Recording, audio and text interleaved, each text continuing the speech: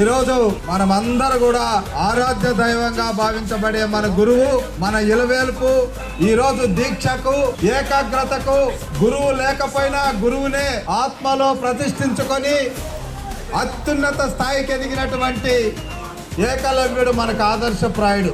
మాటకు కట్టబడి ఉండడం అన్నది మన జాతి రక్తంలో ఉంది. మాట తప్పడం అనేది మనకు తెలియదు. ఇచ్చిన మాటకు నిలబడడం అనేటువంటిది నైతికంగా నిలబడగలిగారు కాబట్టి ఈ రోజు ఏకలవ్య విగ్రహాన్ని ఏర్పాటు చేశాం. దీనికి సంపూర్ణమైనటువంటి కార్యకర్తతో మొదలుకొని నాయకత్వం వరకు అన్ని కోణాల్లో సహాయ సహకారాలు అందించింది మన కార్పొరేటర్ బాలాజీ గారు.